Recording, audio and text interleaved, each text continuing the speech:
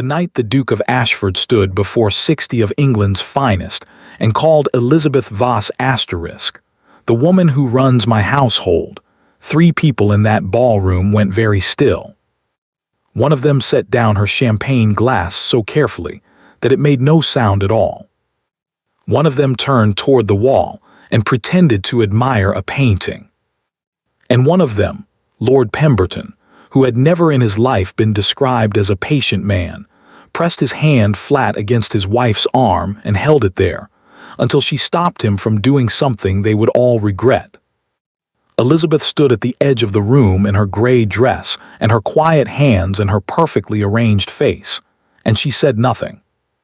She simply looked at the Duke, and then she looked away. By morning, nothing in that house would be the same, but Elizabeth Voss already knew that. She had known it for 2 years. She had been waiting. The invitation had arrived on a Tuesday. Elizabeth had been in the kitchen garden when Mrs. Finch brought it to her. A thick cream envelope with the Ashford seal pressed into the wax, addressed not to Miss Elizabeth Voss, but to the senior household staff. She had read it twice. Then she had folded it neatly and placed it in the pocket of her apron. "Will you be attending?" Mrs. Finch had asked. The old woman's voice was careful, the way it always was when she was trying not to say too much. "Yes," Elizabeth said, "I think I will." The Ashford estate had always been beautiful in autumn. Elizabeth had thought so since she was 7 years old, when her father had first brought her here and set her loose in the library while the men talked in the study. She had read 3 books that afternoon and eaten an entire plate of biscuits that a kind maid had brought without being asked. That library still smelled the same old paper and cedar, and something she had never been able to name. She noticed it the moment she arrived that evening, walking through the servants' entrance as she had been instructed to do. As she had been told to do. She walked through it without looking at the door.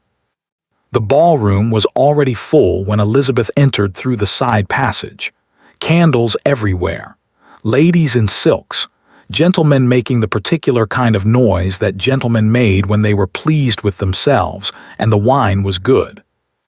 Charles Ashford, the Duke, as everyone called him now, stood at the center of it all like a man who had been born knowing exactly where to stand. He was tall. He was handsome. He had his father's jaw and none of his father's warmth, or so people said. Elizabeth had not yet decided whether they were right. She took her position near the window as she had been instructed. She folded her hands. She waited. She saw Lady Hargrove first. Her cousin was standing near the fireplace in deep blue silk, laughing at something a gentleman beside her had said. Then the laugh stopped. Not suddenly, just stopped, the way a song stops when someone lifts the needle from the record. Lady Hargrove's eyes found Elizabeth across the room and stayed there.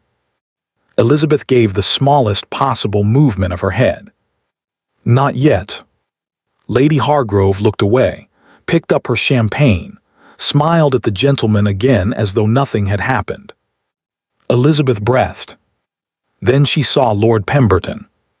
He was standing near the far door with his wife, and the moment he saw Elizabeth his entire face changed, a flash of something hot and furious that he could no more hide than he could hide his height.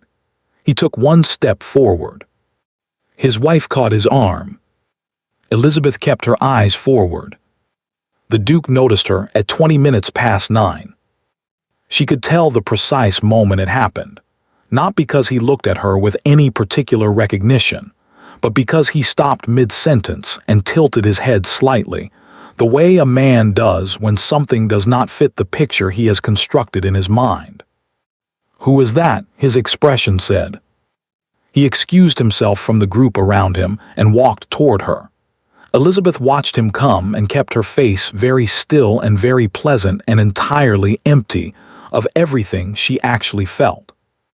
"Ah," he said when he reached her. He smiled, the practiced smile of a man who smiled at a great many people every day. "I don't believe we've been introduced properly. I'm Ashford." "I know," Elizabeth said. "I am Miss Voss. I manage your household." Something shifted in his expression. Just for a moment, a small confusion, a question forming and dissolving before he could quite catch it. "Yes," he said slowly. "Yes, of course." And then a group of guests approached, and the moment passed, and the Duke of Ashford turned to his company and said, with the ease of a man who says these things 100 times a season, "Allow me to introduce Miss Voss, the woman who runs my household. Terribly capable. I don't know what we'd do without her." 60 heads turned. 3 of them went very still. Elizabeth curtsied. She smiled. She said, "Your grace is too kind." And across the room, Lord Pemberton pressed his hand flat against his wife's arm and held it there, and Lady Hargrove set her champagne glass down without a sound, and Elizabeth Voss looked at the Duke of Ashford, this man who did not know her, who did not know what he had just done, and she thought, 2 years I have waited. A little longer will not hurt. The evening ended past midnight. Elizabeth was the last of the household staff to leave the ballroom, and the first to arrive back the next morning. She had been up since 5, going through the letters that had accumulated on the hall table during the previous day's preparations. There was one she had not seen before. No seal, no address. Slipped under the door of her small room at the back of the east wing, the room she had been given with the explanation that the better rooms are for guests, naturally. She opened it. One line, in handwriting she would have known anywhere. "We cannot stay silent much longer. H." Elizabeth folded the letter, put it in her pocket beside the invitation she had kept since Tuesday. Then she went to make the Duke's morning tea, as she had been told to do. As she had been told to do.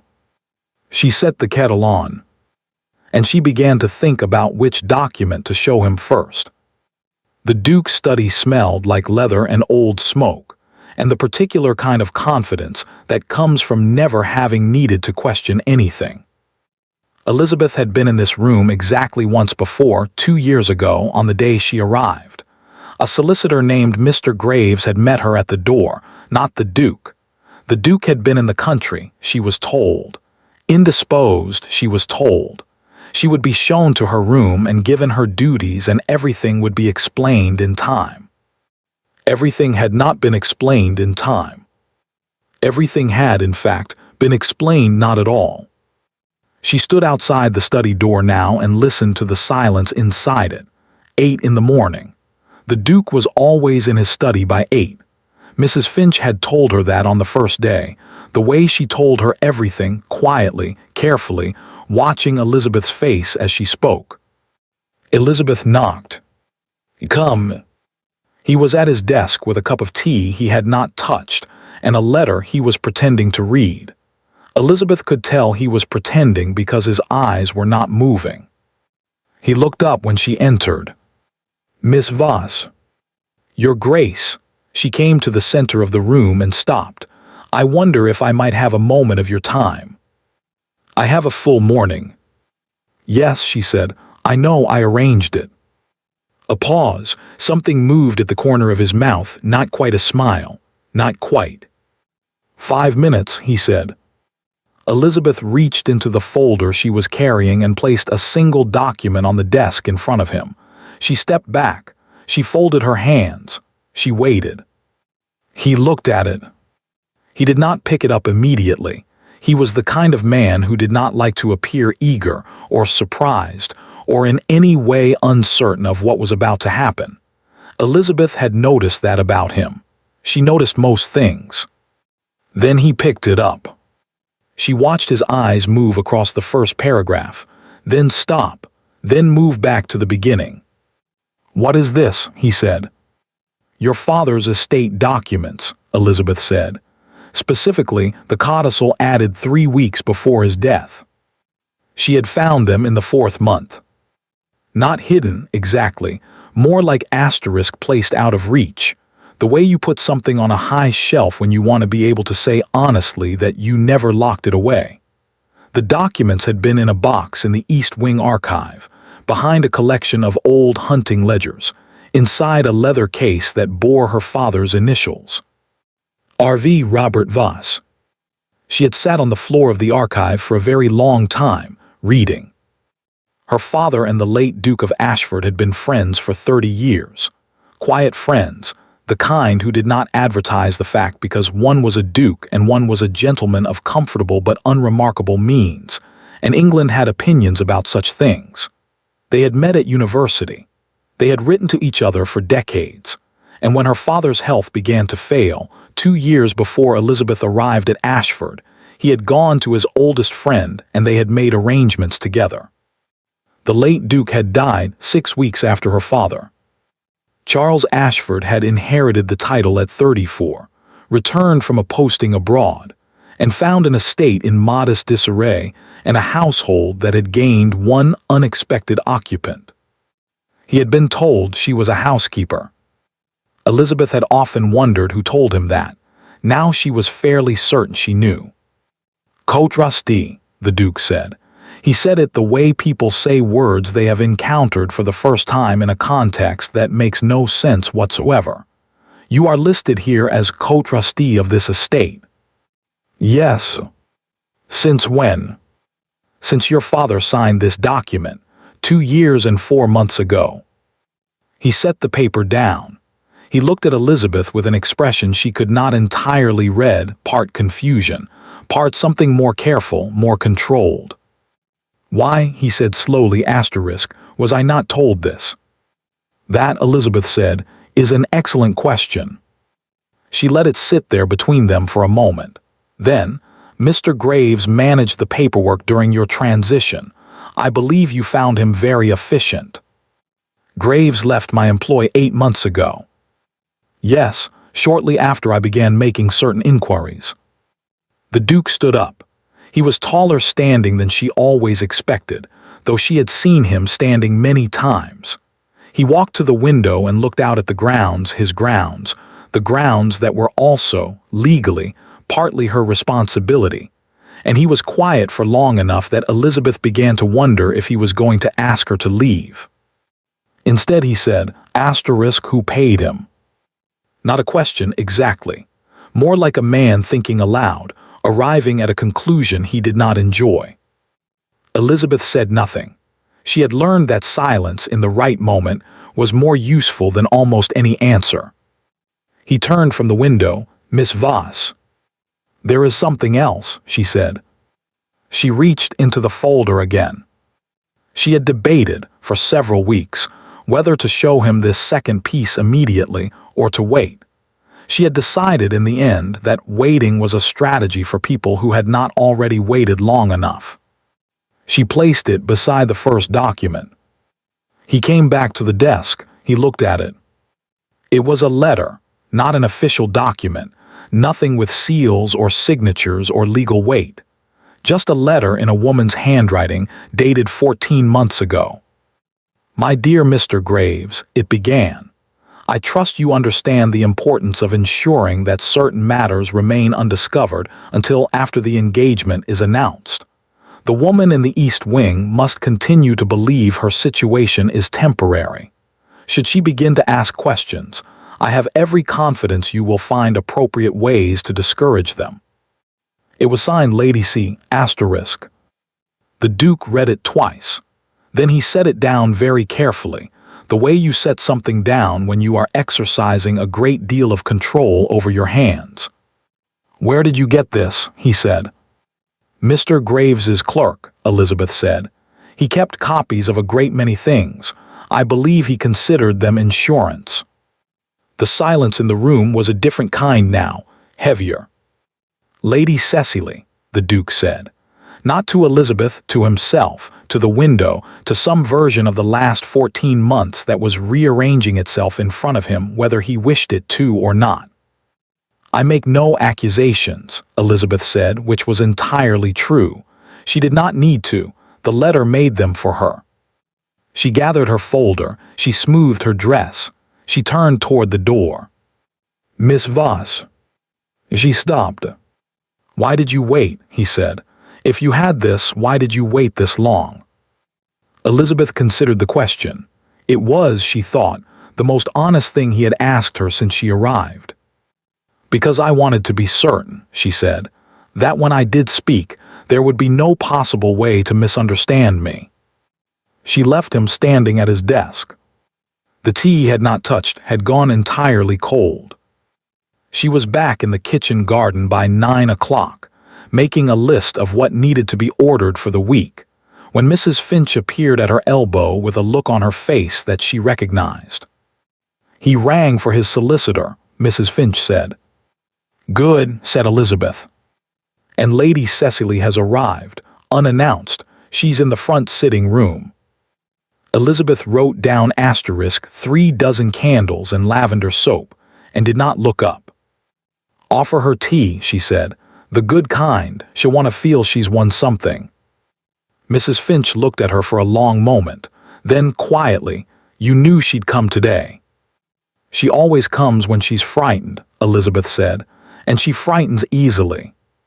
She turned the page in her notebook and kept writing. "Miss Voss, said Mrs. Finch, and her voice was strange, softer than usual and a little unsteady. "Your father would have been."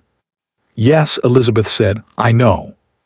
She did not look up, but she stopped writing for just a moment, with her pen still against the page, and let herself feel it, all the weight of it, the 2 years and the gray dress and the servant's entrance and 60 heads turning in a candle-lit ballroom. Then she finished the list. The breakfast room at Ashford seated 12 comfortably and 20, if nobody minded their elbows. On the morning Lord Pemberton arrived, unannounced, uninvited, and entirely unrepentant about both. It seated 4. The Duke, Lady Cecily, a visiting gentleman from the neighboring estate who had stayed the night, and Lord Pemberton himself, who had apparently decided that knocking was optional. Elizabeth heard it from the corridor. She had been on her way to the linen cupboard. She stopped walking. "Pemberton," the Duke said. His voice had that particular flatness it acquired when he was surprised and did not wish to appear so. "I wasn't expecting you." "No," said Lord Pemberton, "I imagine not." Elizabeth could picture him without seeing him, tall, broad-shouldered, with the kind of face that had never learned to arrange itself into anything other than exactly what he felt. His wife said it was his greatest flaw. Elizabeth had always thought it was his greatest virtue. There was the sound of a chair being pulled out. A brief silence that suggested the visiting gentleman had decided, wisely, that he was urgently needed elsewhere and excused himself with some speed. Then Lord Pemberton said, "That woman you paraded in front of 60 guests 2 nights ago." "I beg your pardon," said Lady Cecily. "I'm not speaking to you," said Lord Pemberton. Elizabeth pressed her back against the corridor wall. "Pemberton," the Duke's voice quiet and careful, "I would ask you to remember where you are." "I remember exactly where I am," Lord Pemberton said. "I am in the house that belonged to James Ashford, who was my father's closest friend for 40 years, and I am looking at the man who introduced Elizabeth Voss to half of English society as a servant. So I will ask you, do you understand what you have done?" A silence. "Miss Voss manages my household." "Her mother," Lord Pemberton said, and his voice was very controlled now, which was somehow worse than when it wasn't, "was Catherine Voss Caldwell, of the Hampshire Caldwells. Her grandmother presented at court. Her father sat at this very table for 30 years as an equal and a friend." Nothing from the Duke, nothing from Lady Cecily, which Elizabeth noted. "She is my cousin," Lord Pemberton said. "She is Lady Hargrove's cousin. She was, under the protection of this estate, by the explicit arrangement of your own father, and you have had her scrubbing your floors and ordering your candles for 2 years without once." "That is enough." "It is not nearly enough." "I said that is enough." The silence this time was different, harder. Elizabeth recognized the Duke's tone. She had heard it before, when tradesmen pressed too firmly for payment, or when a tenant brought a complaint he considered beneath his attention. It was the voice of a man whose pride had been struck in a place he had not expected, and who was responding the only way he knew how. With distance, with height, with the particular coldness of someone who does not yet know how to be ashamed. Elizabeth closed her eyes for a moment. Then she picked up the linen she had come for and walked back the way she had come. Lady Hargrove found her in the east wing at noon. She came without knocking. Cousins, Elizabeth had always thought, were either the people who knocked most carefully or not at all, and Helena Hargrove had never knocked in her life.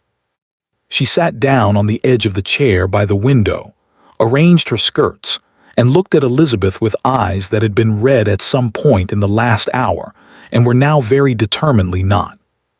"He didn't apologize," she said. "I know. Pemberton nearly. I heard." Lady Hargrove pressed her lips together.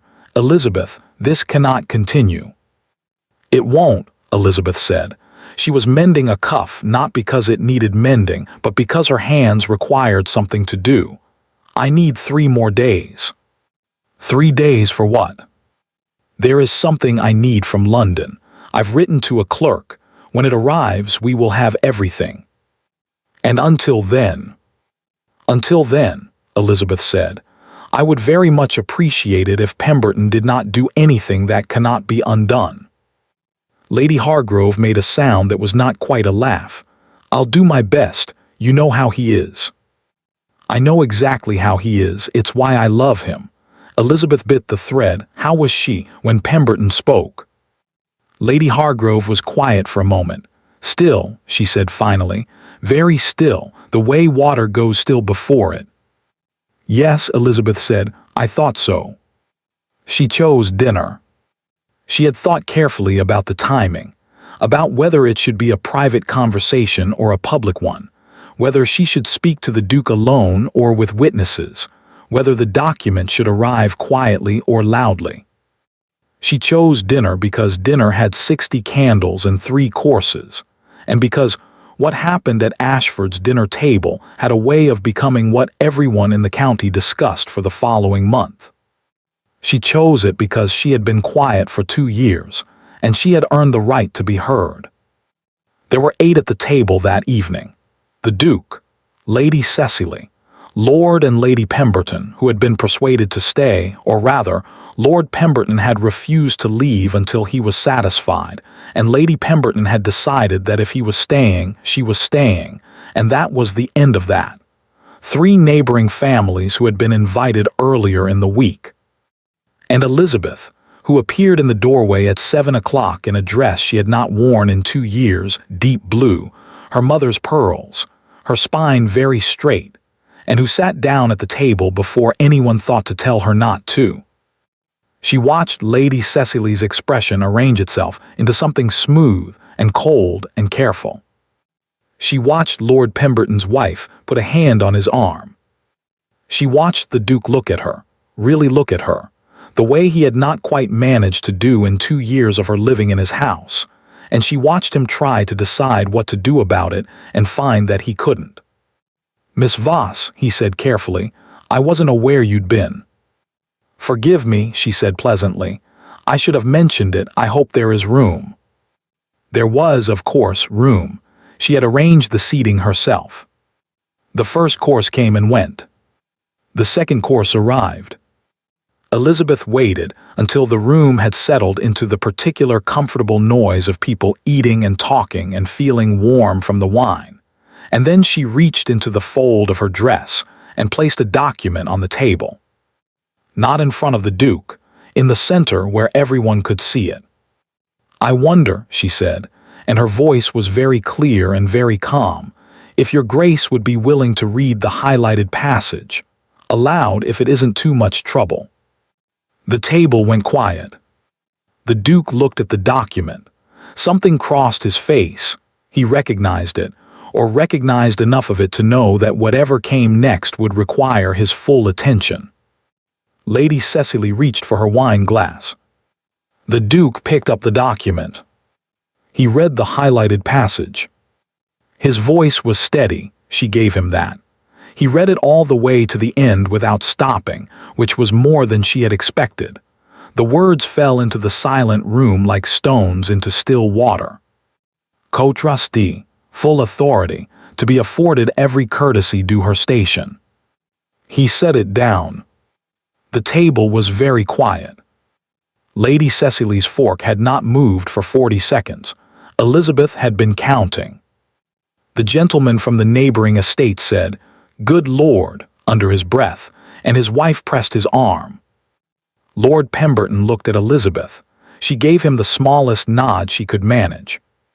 "Well," said Lord Pemberton, and he picked up his wine glass and held it toward her with a steadiness that she knew had cost him a great deal. "There it is." The Duke said nothing. He was looking at Elizabeth.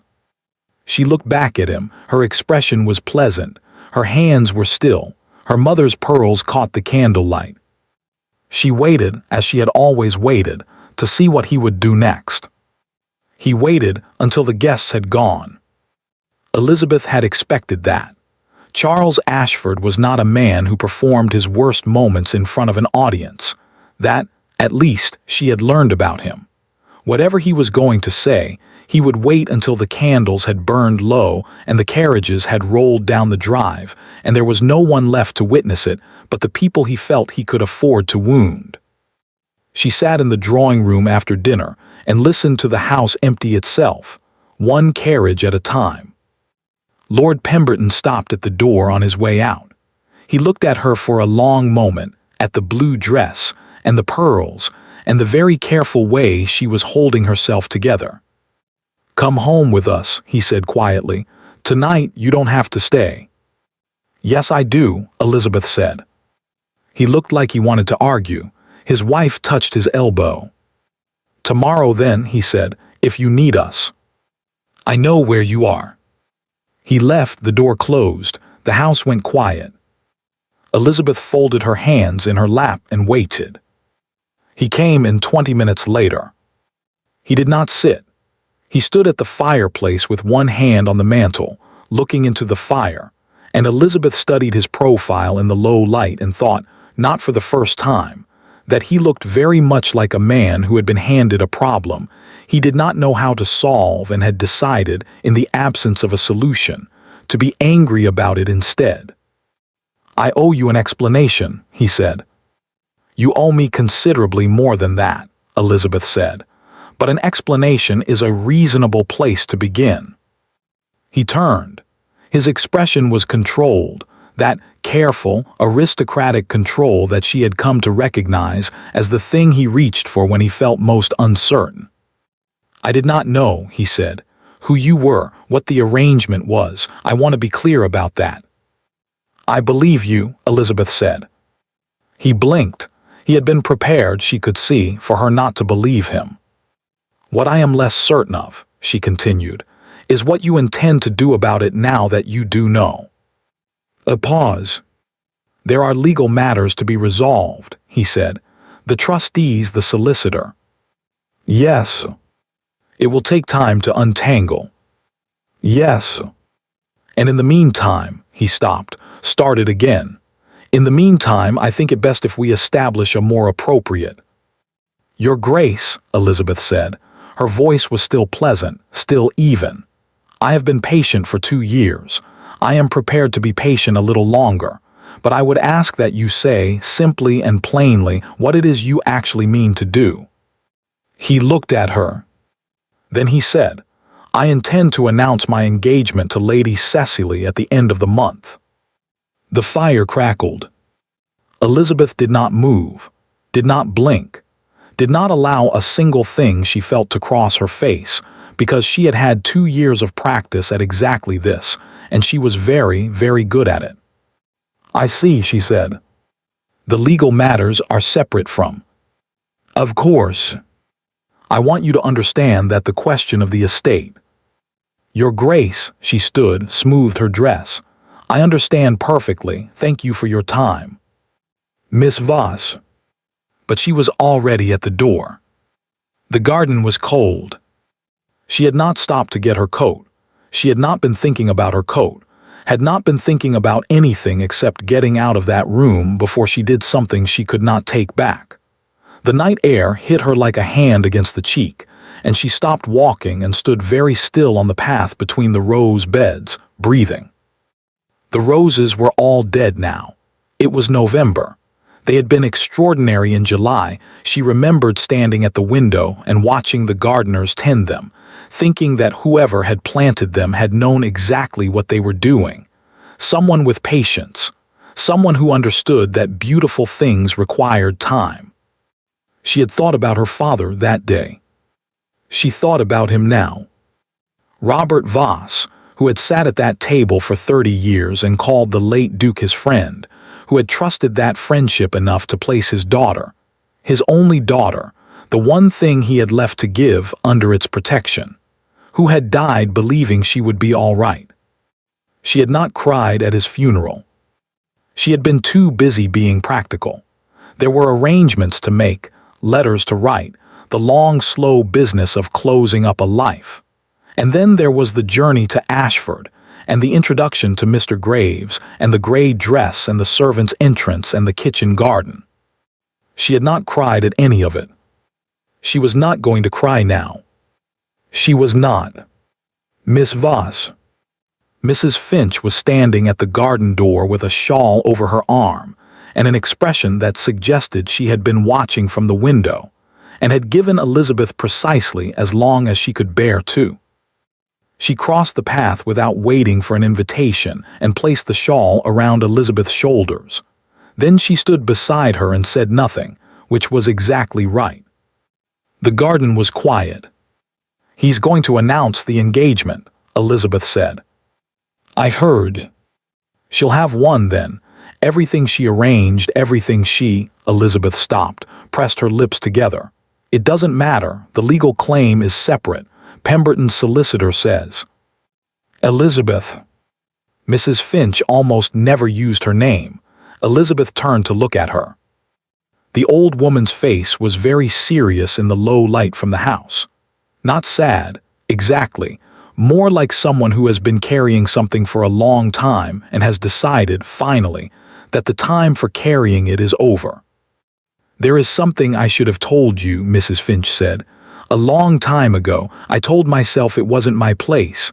I told myself it would only complicate things." A pause. "I was wrong." Elizabeth waited.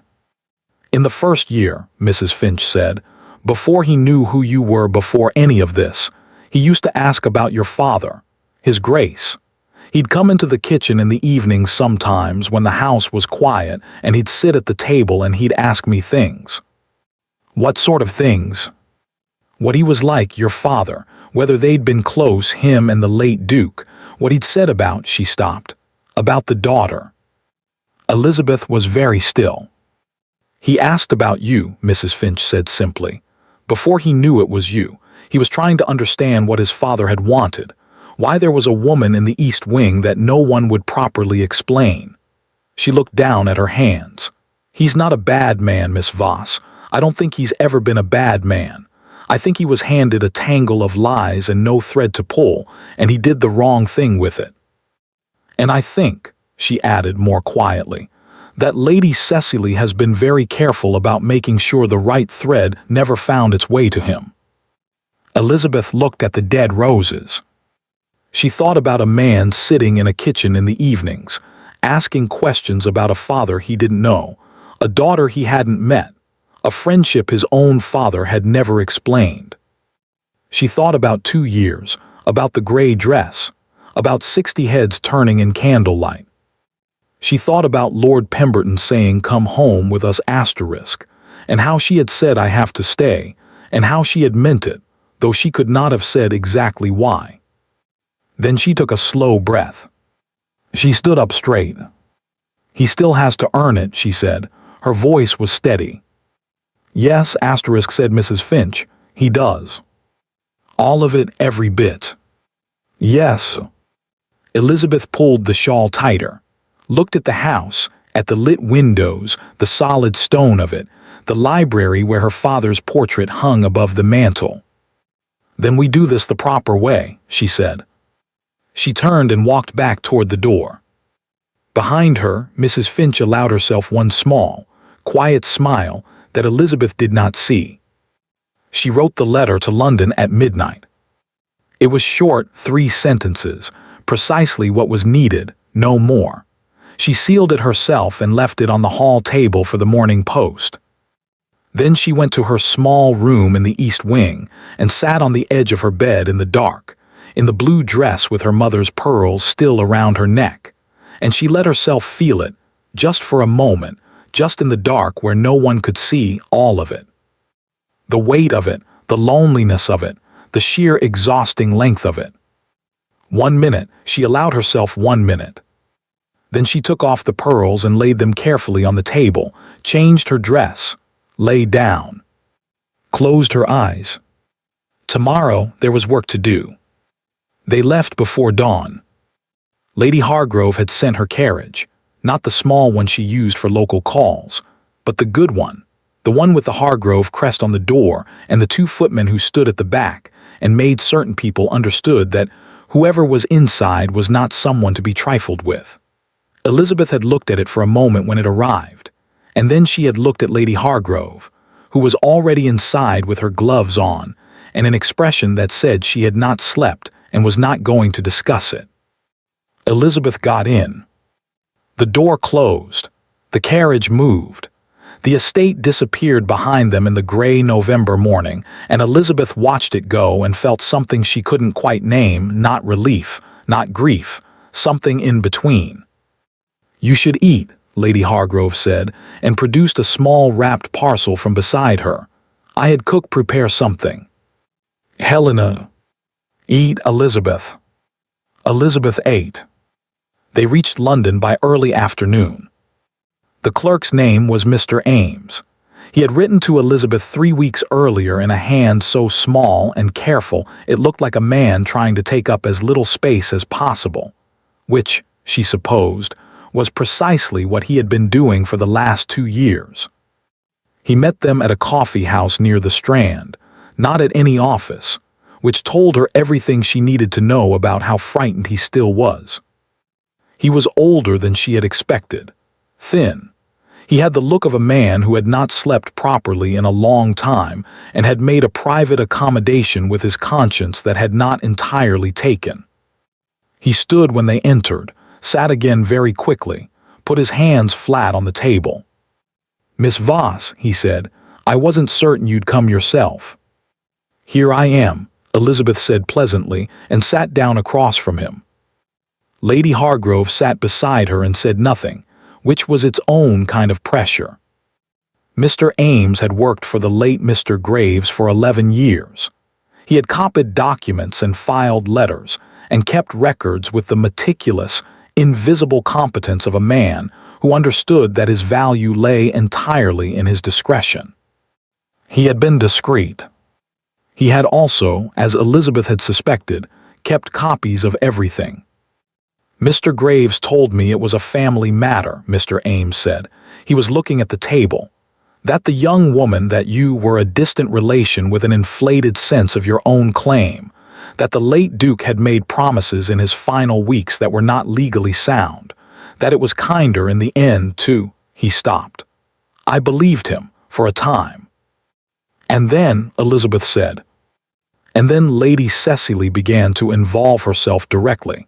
He reached into the case beside him, and I began to understand that it was not a family matter, not in the way he had described. He produced a folder, set it on the table between them. Elizabeth looked at it, did not touch it yet. "What is in there," she said, "that you haven't already sent me?" Mr. Ames was quiet for a moment. "2 things," he said. "The first is a record of payments, from Lady Cecily's private accounts to Mr. Graves over a period of 18 months. He paused. "The amounts are considerable." "And the second?" He hesitated. For a moment he looked almost pained, a man about to put down a burden he had carried too long, who found, at the moment of setting it down, that it had become strangely familiar. "There was a letter," he said, "among your father's papers, addressed to the present Duke, to Charles Ashford specifically. It was never delivered. Mr. Graves held it back. He told me it was irrelevant." A pause. I did not think it was irrelevant. Elizabeth looked at the folder. "May I?" she said. "It's why I asked you to come," Mr. Ames said quietly.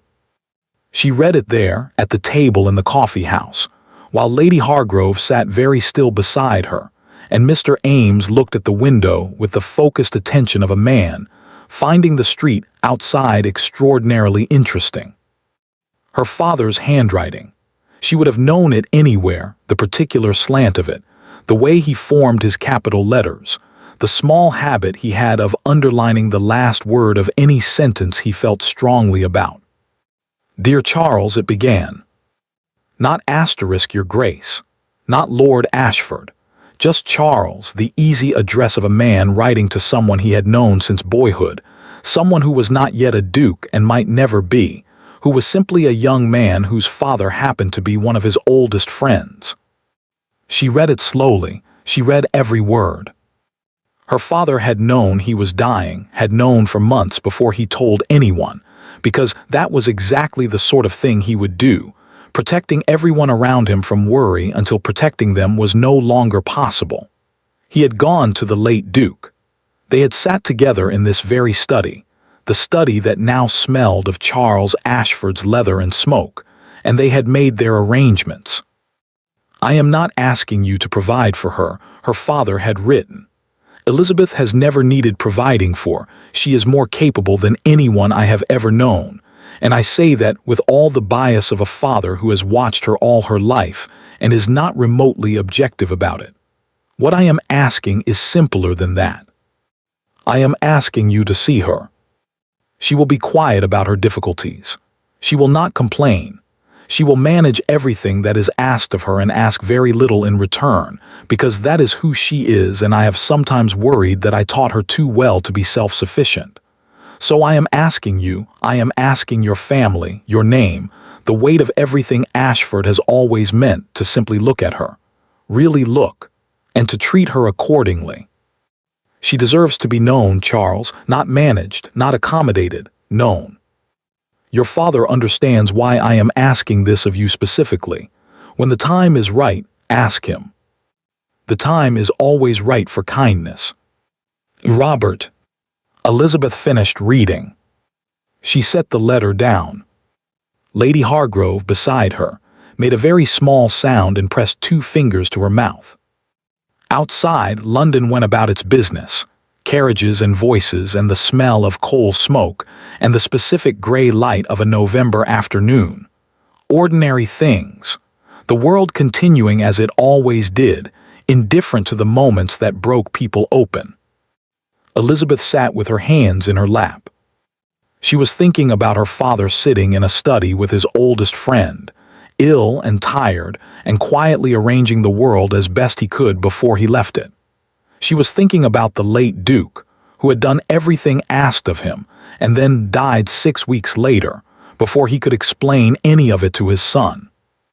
She was thinking about a young man returning from abroad to find an estate in disarray, and a woman in the East Wing that no one would explain, and making, in the absence of explanation, the wrong assumption.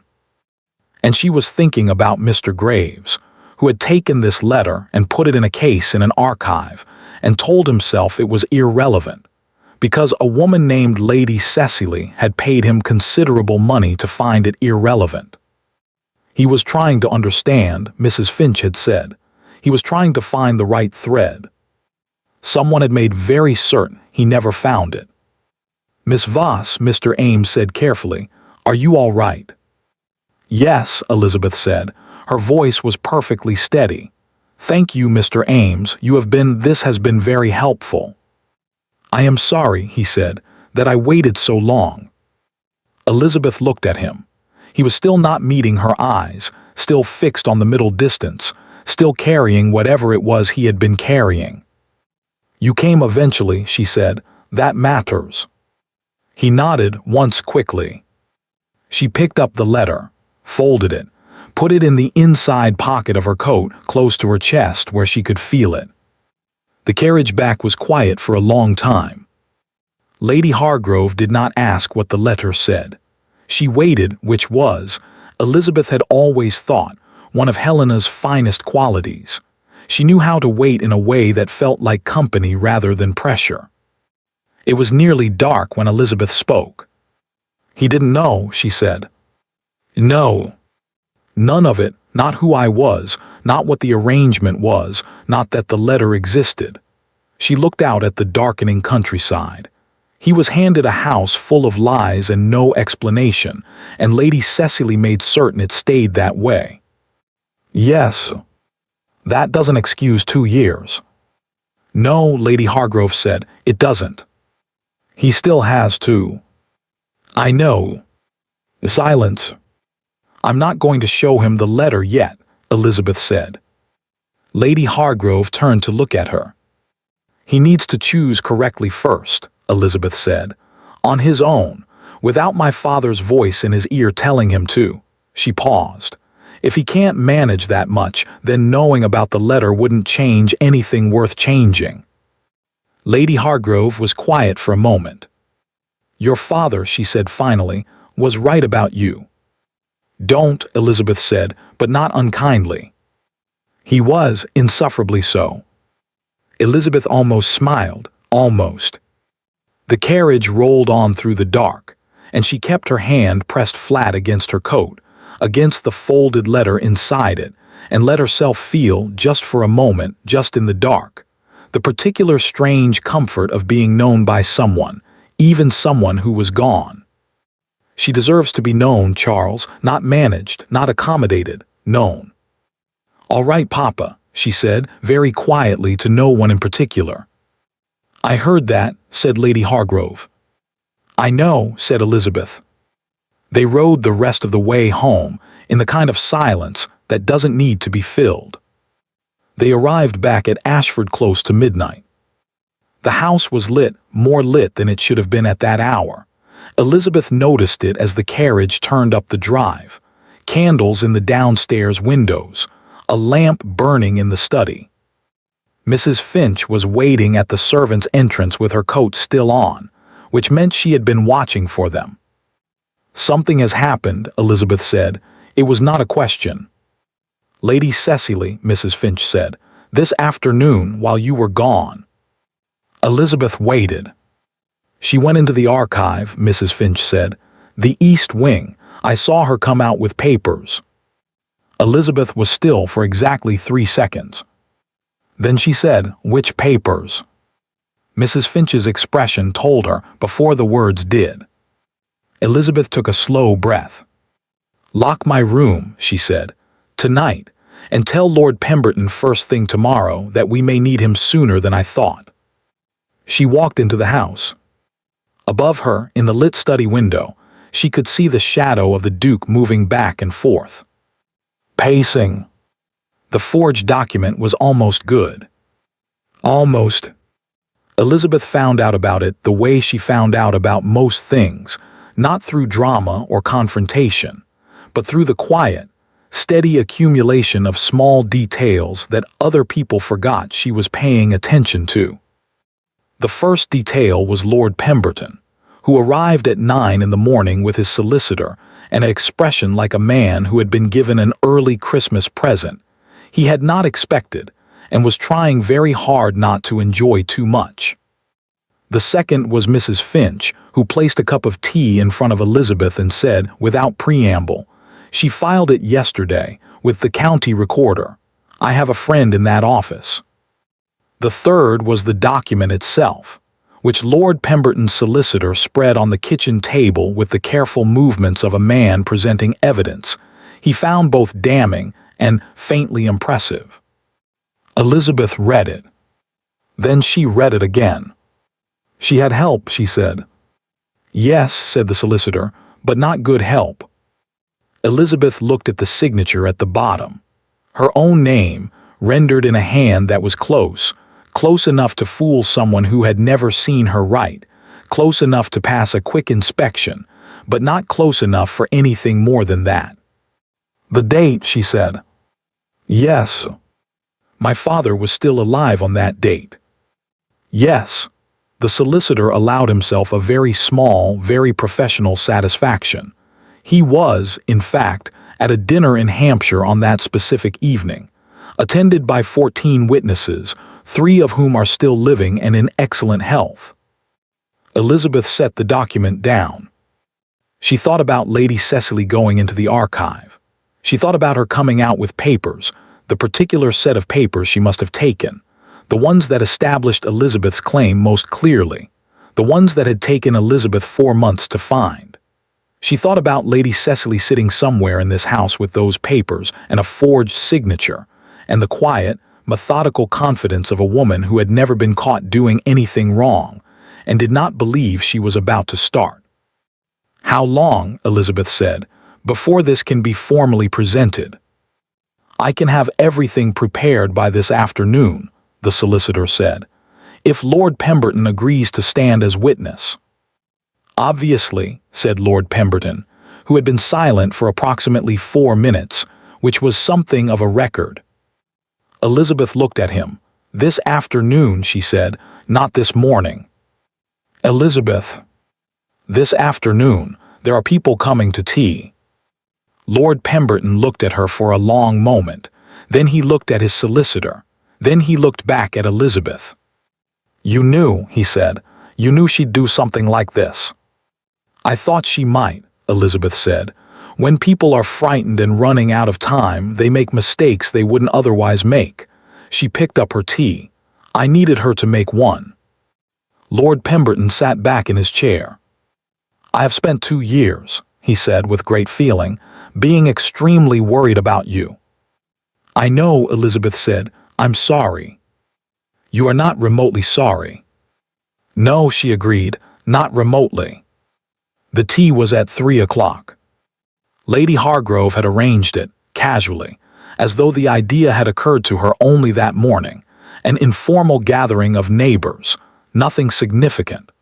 4 families from the county, people who had known the Ashford estate for decades, people whose opinion carried weight in the particular way that long-standing local opinion always did, people who would remember what they witnessed. Elizabeth had suggested the guest list. Lady Cecily arrived at 2:30 before anyone else, which Elizabeth had also expected. She wanted the room to herself first. She wanted to arrange things. She was wearing pale green. She looked composed and beautiful and entirely in control of herself. And when she saw Elizabeth in the doorway of the sitting room, she smiled the smile of a woman who believed she had already won. "Miss Voss," she said, "how was London?" "Productive," Elizabeth said. "Thank you for asking." The guests arrived at 3. Tea was poured. The fire was lit. The room filled with the comfortable sounds of a Thursday afternoon in November, cups and conversation, and the occasional burst of laughter from Lord Pemberton's direction, because Lord Pemberton found it genuinely difficult to be anywhere without becoming the loudest person in the room. The Duke sat near the window. He had been quiet all day. Elizabeth had seen him once in the corridor, and he had looked at her with an expression she could not entirely decipher, something complicated moving behind his eyes before he looked away. She had not stopped to analyze it. There would be time for that later, or there wouldn't, either way. Lord Pemberton's solicitor arrived at 3:30 with a leather case and the quiet efficiency of a man on professional business. He sat near the door. He did not pour himself any tea. Lady Cecily noticed him at 20 minutes to 4. Elizabeth watched her notice him. Watched the small pause, barely a pause, barely a hesitation, a fraction of a second in which the composed and beautiful surface of Lady Cecily flickered. Then she smoothed it back into place and turned to say something charming to the lady beside her, and the room went on. But Elizabeth had seen it. Lord Pemberton cleared his throat at 4 o'clock precisely. It was the kind of throat clearing that is not about the throat at all, and the room recognized it as such and went quiet with the slightly heightened attention of people who sense that something worth paying attention to is about to happen. "Forgive me," he said. "I wonder if I might raise a small matter. Nothing to trouble the afternoon, just a brief business item that affects several people in this room." He nodded to the solicitor. The solicitor opened his case. He produced 2 documents and set them side by side on the low table at the center of the room, where everyone could see them. The first, Lord Pemberton said, is the original co-trusteeship document establishing Miss Elizabeth Voss as co-trustee of the Ashford estate. The second is a document filed yesterday with the county recorder, purporting to transfer Miss Voss's portion of the trust to a third party. A pause. Purporting. The room was very still. The second document, the solicitor said, in the dry and measured tone of a man who had spent 40 years making complicated things simple, bears Miss Voss's signature. It was filed on her behalf. The problem is that the signature does not match any verified sample of Miss Voss's hand. The date of the document places it during a period when Miss Voss's father was, verifiably, still living and present in Hampshire. And the watermark on the paper is from a batch purchased at a particular London stationer 3 months ago. He looked up. A stationer whose records show a single purchase of that paper stock, made by a customer whose name and address are on file. The quiet in the room was the particular quality of quiet that happens when 30 years of social certainty begins to shift. Lady Cecily set down her teacup. The sound it made was very small, very careful.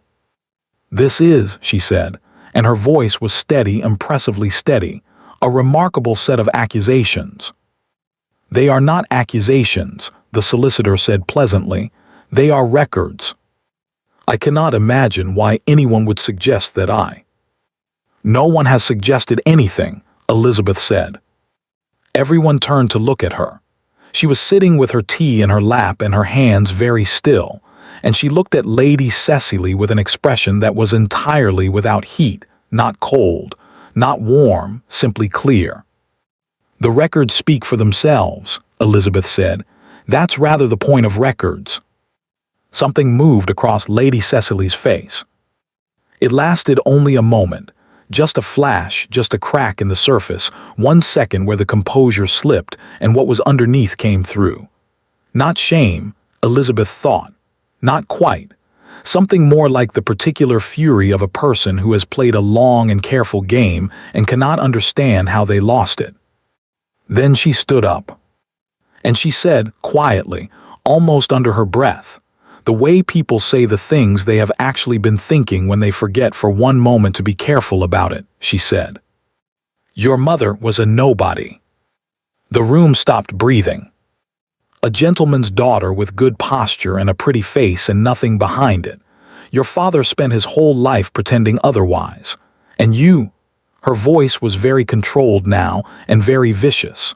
"You have spent 2 years playing at consequence in a house you have no real right to, and I simply—" "That is enough." The Duke stood up. He said it quietly. He only said it once, but something in his voice, something Elizabeth had not heard before, a particular quality of it, something final, made Lady Cecily stop mid-sentence. He looked at her for a long moment.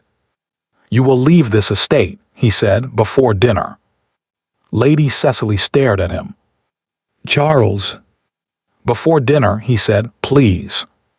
The please, Elizabeth thought, was the most devastating part.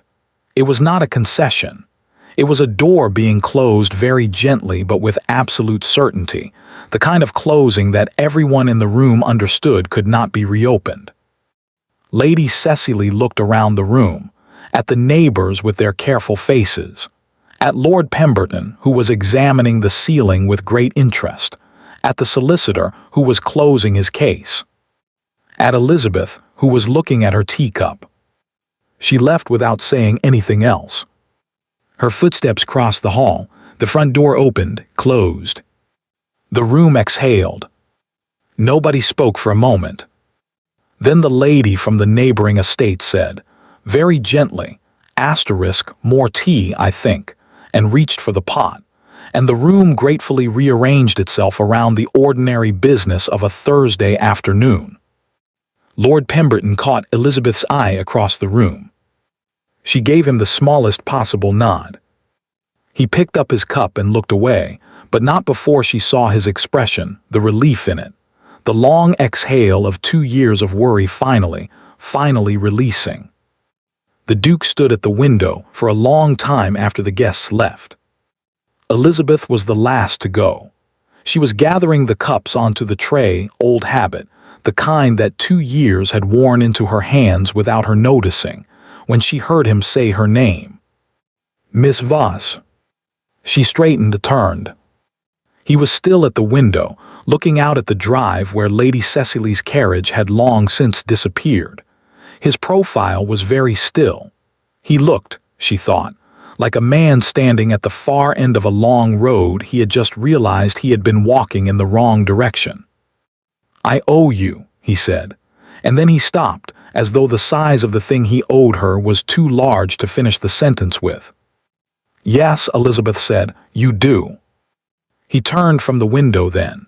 He looked at her, really looked, the way he had been almost looking for weeks, the way she had felt him almost looking across dining tables and corridors, and that moment in the ballroom when she had curtsied and smiled, and said, "Your Grace is too kind." "Where is Miss Voss?" he said. Elizabeth looked at him. "I beg your pardon. Last night, after I asked Mrs. Finch where you were," he said it simply, without apparent embarrassment which surprised her. "She said you'd gone to bed. I stood in the corridor for 10 minutes like an idiot." Elizabeth looked at him for a long moment. "Why," she said carefully, "did you stand in the corridor?" He didn't answer immediately. He looked at her the way he had been looking at her all evening, that complicated, careful look, and then he said, "Because I owed you an apology, and I didn't want to wait until morning." The fire crackled. Outside, the first snow of the season had begun to fall, just lightly, just the first tentative flakes of it, drifting past the window in the low evening light. Elizabeth looked at him. She thought about a letter in her coat pocket, about her father's handwriting, about she deserves to be known, Charles, not managed, not accommodated, known. She thought about whether this moment, this man, this corridor he had stood in for 10 minutes like an idiot, was the beginning of being known, or just another thing she would have to wait out. She decided she did not yet know. But it was perhaps a beginning. "Good night, Your Grace," she said. She picked up the tray and walked toward the door. "Miss Voss." She stopped, did not turn. "Tomorrow," he said, if you have time, I would like to speak with you." She stood in the doorway for a moment with the tray in her hands, and the snow falling outside the window, and 2 years of gray dresses and servants' entrances and patience. Enormous, exhausting, extraordinary patience behind her. "I have time," she said. And she walked out. She found him in the library.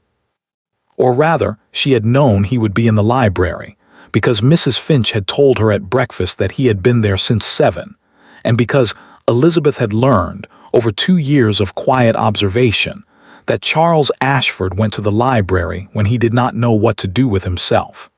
It was where he had gone the morning after the dinner with the document.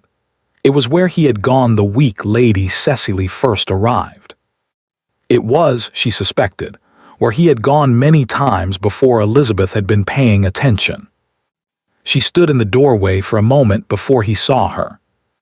He was at the far end of the room, standing in front of the fireplace with a book he was not reading, and above him, above the mantel, in the heavy gilt frame that had always been there, that she had noticed on her very first day and never mentioned to anyone, was her father's portrait.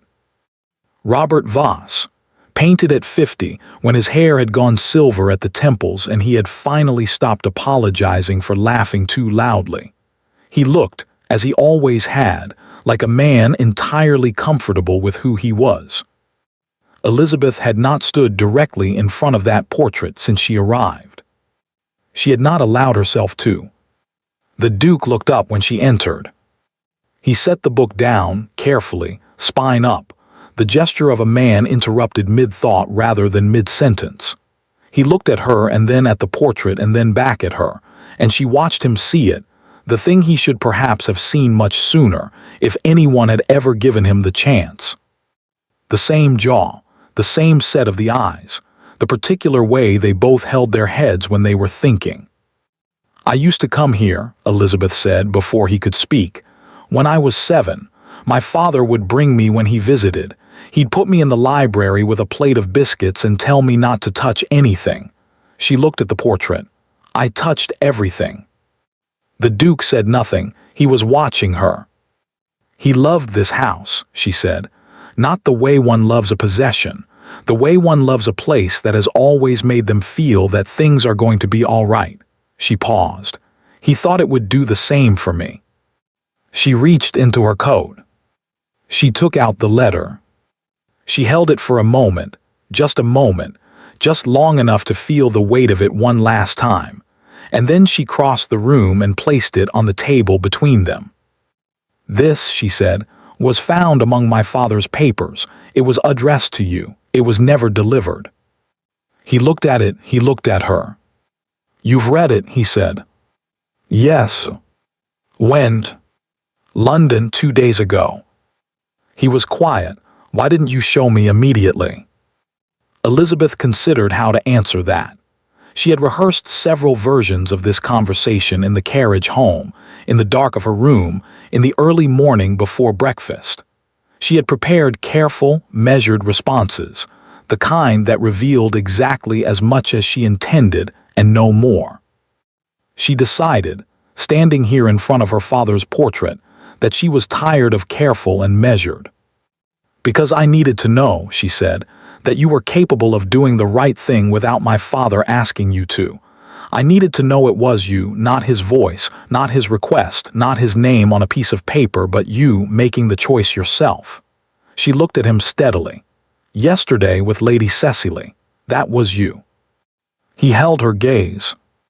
"Read it," she said, "please." He read it standing up. She watched him the way she had watched him read the first document, weeks ago at that desk, looking not at the page but at his face, at the small movements of it, the things that crossed it and were controlled and crossed it again anyway. He read it all the way to the end. Then he stood very still for a long moment. When he finally looked up, his expression was something she had not seen on him before, not the careful composure, not the practiced distance, not even the complicated look from the sitting room last night. Something simpler than all of that. Something that looked, she thought, rather like a man who had been handed the key to a door he had spent a long time looking for. "He called me Charles," he said. "You were boys together," Elizabeth said. "Your fathers were friends before either of you existed." "I didn't know that." "No," she said, "you weren't told." He set the letter down. He looked at the portrait. He was quiet for long enough that Elizabeth began counting the seconds out of habit, the old habit, the 2-year habit of measuring silences, of waiting. Then he said, "Did you ever think it was strange?" She looked at him. That no one explained you to me, that you arrived and were simply here and I accepted it and I never," he stopped. "I should have asked more questions." "Yes," Elizabeth said, "you should have." "I was told you were." "I know what you were told." "That's not an excuse." "No," she said, "it isn't." He looked at her directly. "I am asking you now, not because your father asked me to, not because of the documents or the trust or any of it." He paused. "Did you ever think it was strange that I never asked?" Elizabeth was still for a moment. "Yes," she said quietly, "every day." He nodded, once. The nod of a man receiving something he deserved and knows he deserves. "I owe you," he said, "an apology that is going to take considerably longer than this conversation." "Yes," she said, "it is. I would like the chance to make it." "That," Elizabeth said, "depends entirely on what you mean by it." He told her. Not in a speech, she had half expected a speech, the kind of formal, prepared declaration that men of his position produced for significant moments, and she had been steeling herself against it. But it wasn't that. It was quieter than that, more halting, more honest. He told her that he had stood in the corridor for 10 minutes because he had realized, standing there, that he did not actually know her name, her full name, that he had lived in the same house as Elizabeth Voss for 2 years and introduced her to 60 people as his housekeeper and had not once, asked her about herself.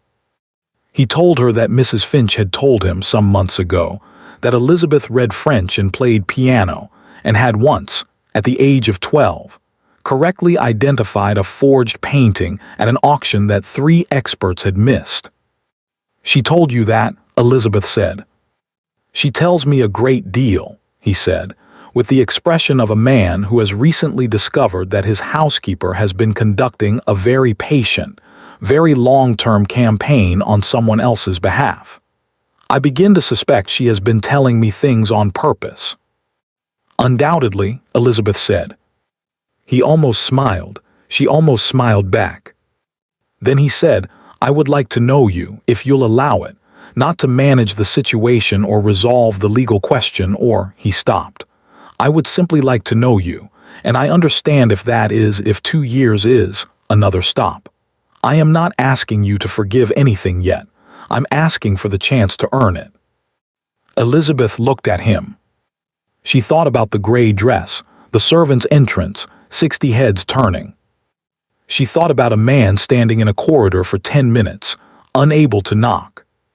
She thought about her father's letter, and she deserves to be known, Charles, asterisk, and the particular, devastating simplicity of being asked for nothing except to be seen. She did not forgive him, not yet. She had told Mrs. Finch that he had to earn it, all of it, every bit, and she had meant it, and she still meant it. But she looked at him standing in front of her father's portrait in the library that had smelled of cedar and old paper since she was 7 years old, and she thought, "All right, let's see. My name," she said, "is Elizabeth Catherine Voss. My mother was Catherine Voss Caldwell of the Hampshire Caldwells. My father was Robert Voss, who sat at your father's table for 30 years and was his closest friend, and who was the finest man I have ever known." She looked at him steadily. "I read French and I play piano, and I once identified a forged painting at the age of 12 that 3 experts missed. I have been living in the east wing of your house for 2 years and 4 months, and I have ordered your candles and managed your correspondence and arranged your dinner parties. And I have been patient about all of it because my father taught me that patience was a virtue, and because I believed, eventually, the truth would be sufficient." She paused. "It has been sufficient," she said, "but I want you to understand that I will not be managed again, by anyone." "No," he said quietly, "I understand that." "Good." She did not say yes to anything else. She did not need to, not today. Today was not for yes or no. Today was for this. 2 people in a room that had always been hers in some way, longer than he had known it, with a portrait between them and the truth finally where it belonged. She turned to leave. "Miss Voss." She stopped. "What was the painting?" he said. "The forged one." She paused. "A Flemish landscape," she said. 16th century, or so the seller claimed. The craquelure pattern was wrong, too regular. Someone had baked it. A silence. "How did you know about craquelure at 12? "My father's library," she said. "I told you I touched everything." She walked out. Behind her she heard him make a sound, very quiet, very brief, that might, she thought, have been a laugh. 1 year later, the ballroom at Ashford was full again. Same candles, same faces, more or less, the county's finest, the neighbors, the people who had been here 12 months ago when a duke had stood before 60 guests and introduced the woman beside him as the woman who runs my household. They remembered. Of course they remembered. People in counties like this one remembered everything and repeated it often, and had been repeating this particular story for 12 months in drawing rooms and at dinner tables, and in the careful, delighted whispers of people who love nothing more than a situation that has turned itself entirely upside down.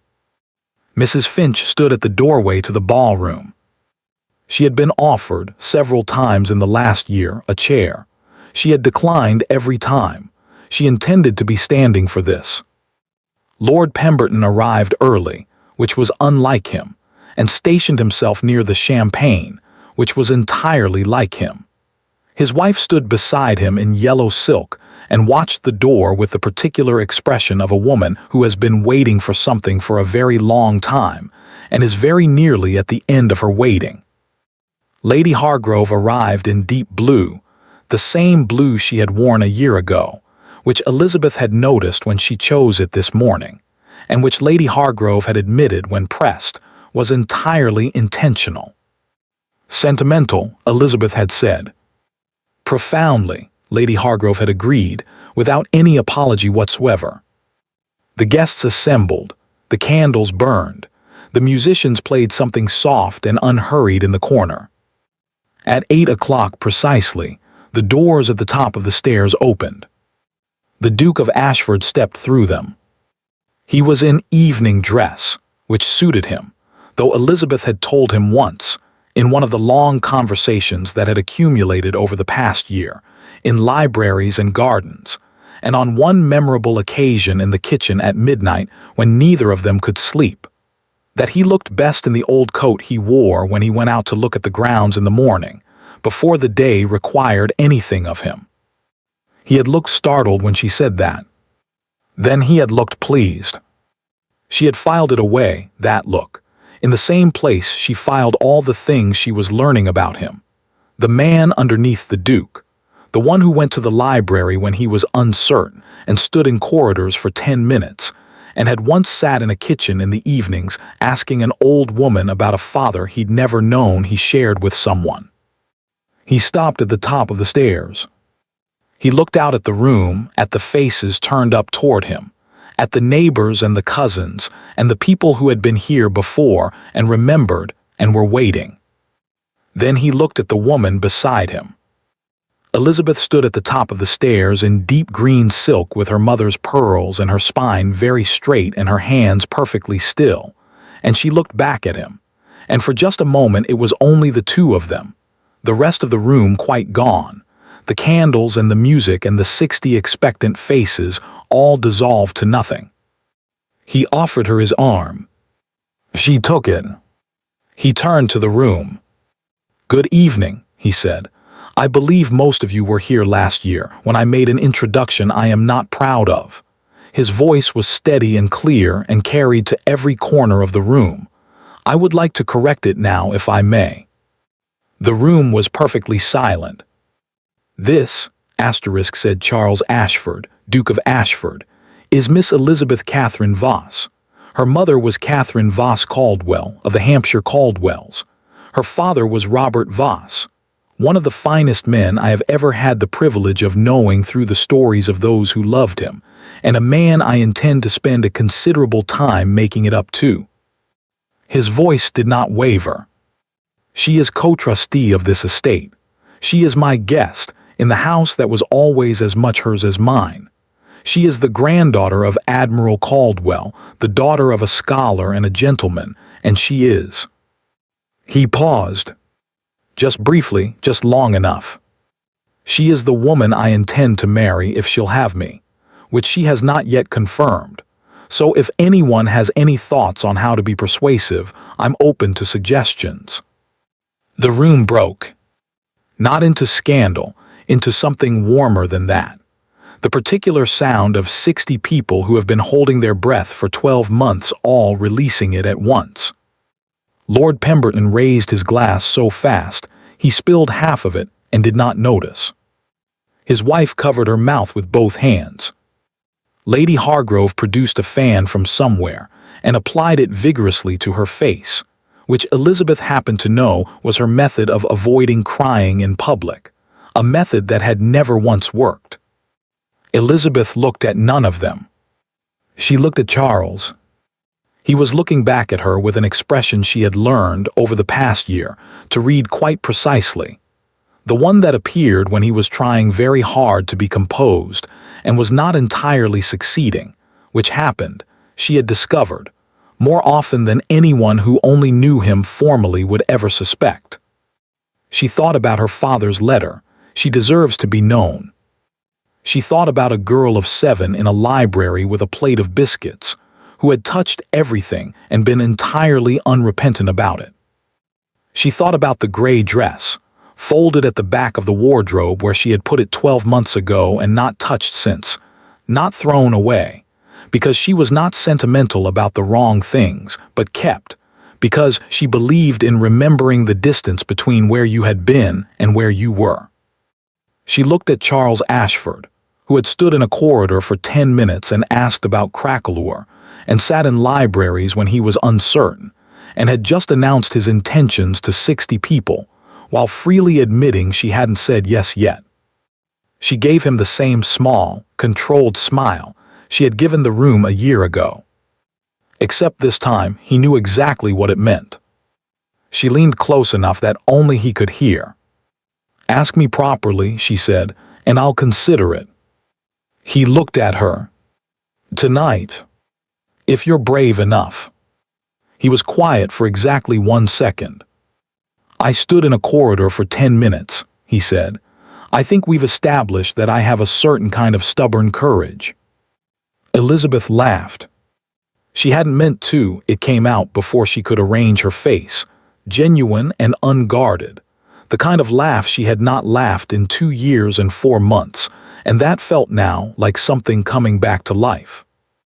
She felt him look at her when she laughed, felt the quality of it, the careful, intent, particular attention of a man storing something away. She deserves to be known. "All right, Papa," she thought very quietly to the portrait in the library down the hall. "All right." Mrs. Finch at the doorway smiled so wide it nearly broke her face. Lord Pemberton was attempting to refill his glass, and mostly missing. Lady Hargrove's fan had given up entirely. The musicians, taking their cue from the room, shifted into something warmer and more celebratory, and the candles burned, and the snow fell soft and unhurried outside the long windows of Ashford, and the evening went on. Thank you for listening to the story all the way to the end. Please tell us which city you're watching from and what the story made you feel. Don't forget to subscribe so you won't miss new stories.